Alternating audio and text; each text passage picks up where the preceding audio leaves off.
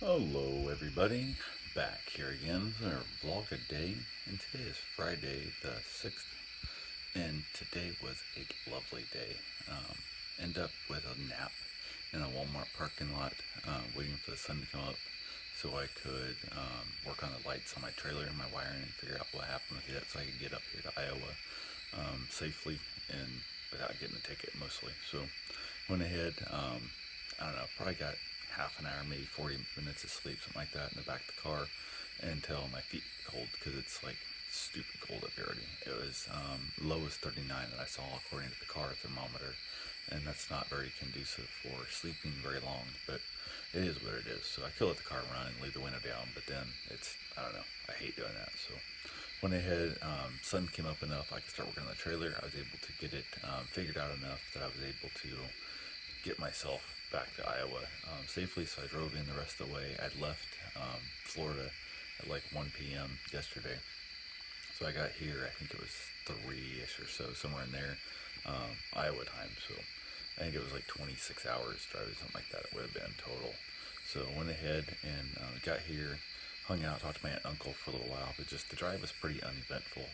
Just a lot of it. It was ridiculously a lot of driving, a lot of eating snacks and stuff, stopping for gas and using the restroom. That's it. I didn't do any sightseeing or nothing. I just wanted to get up here.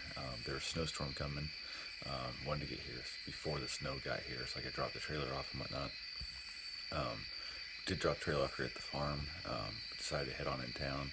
Went and picked my mom up. From there, we basically headed over to the two houses I sold. Went in the one that still has my stuff in it. Kind of got an overview again of everything in there that I need to take with me back down to Florida.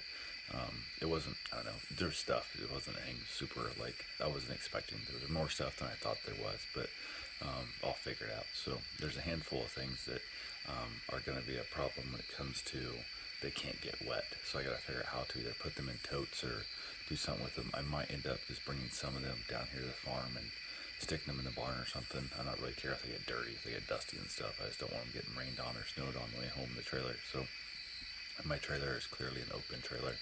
So I went ahead and said, heck with it. Talked to Claire.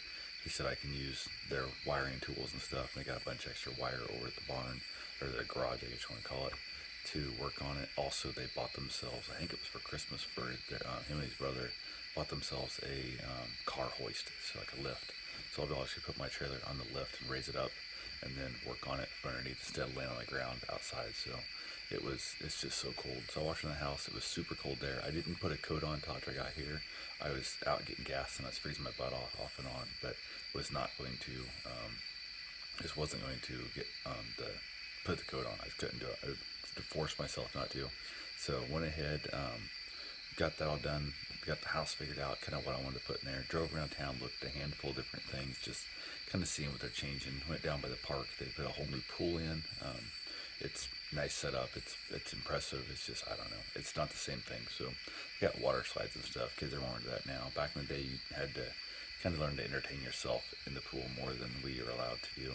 Like they have a basketball hoop in there. We were never allowed to have a beach ball in our pool. They never let us have, anything. Like you got to have towels and that's it. Never have snorkel gear. Couldn't have anything. It was ridiculous. But I still spent all damn summer there.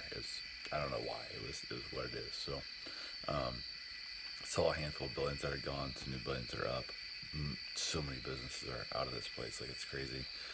One of the tire shops changed hands. It had been there, but the same owners as my entire life.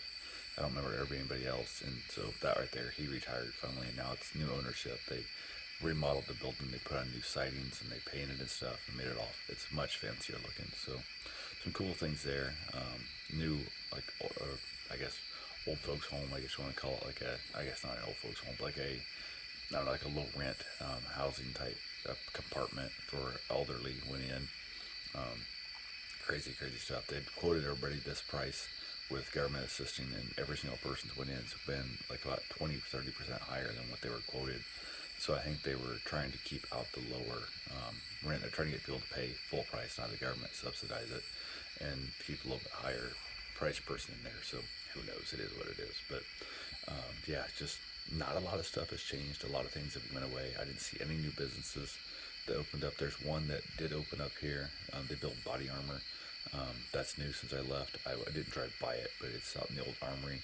They're talking about trying to build a new jail and just all that money. And they have there's no tax revenue coming in, so it is what it is. So, but yeah, it was really interesting. Went out to eat. Ended up eating at a Chinese restaurant that I used to really enjoy. I think it's went downhill, and not only am I used to better quality and much bigger selection of Chinese, buffets, but it's went downhill some too, so that sucks. But I found out that my brother is auctioning off his house tomorrow, I guess. And yeah, I might actually run by there if I get my trailer done in time. More or less just to mess with his mind because he has no idea I'm in town and hasn't spoke to me since my father's funeral. So it's one of those weird things. It is what it is. So went ahead, might swing by there and just kind of be nosy, see how much it goes for. It's a piece of crap that he sold. Like, I think somebody told me that he took like a down payment and they were supposed to pay it off in 2 years, like a balloon payment thing.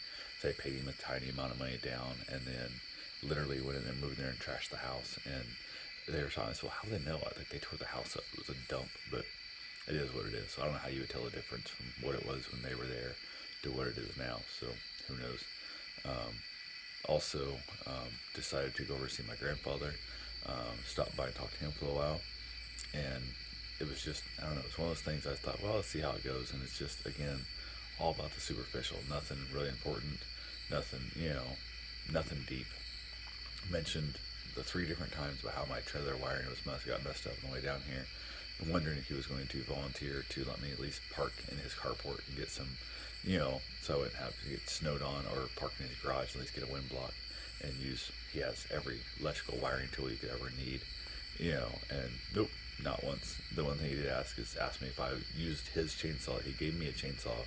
I think the only thing my grandfather's ever given me in my life, and he brought it up 3 times again today, and it's been brought up in every visit I've been over there since I was given this chainsaw. It's been brought up every time I see him, and I lost it in my garage fire. When my garage burnt down, it was ruined in that, and every single time it's amazing. And I was just like, wow, you have to bring up the one thing you've given me in your entire my lifetime, is you have to keep bringing it up because it's the fact that I guess you never gave me anything else, and it's just that you got to hold on that thing. You gave me one thing one time that got ruined, so it is what it is. But yeah, so it's just interesting. It's absolutely amazing. So went ahead and said to hell with it. Got done there, went dropped mom off, and headed back down here to the farm. Had to get my run on, which it was 23 degrees, which it's not that bad if you're used to this stuff, but I haven't seen 23 degrees since last February. I saw like 13 degrees in DC for a little while, but it was absolutely gross. Absolutely hated it. On the way down here, yeah, hit a raccoon on the way in right here, like about a mile from the house, and messed the front of the car up a little bit. A little more damage than I thought there was when I first got here and looked at it. And there's little louvered doors inside that closed shut. I was ready to give it better aerodynamics on the highway to keep the get their carburetor as much. It makes like a solid front instead of going through the radiator. When it's cool enough, it doesn't need it.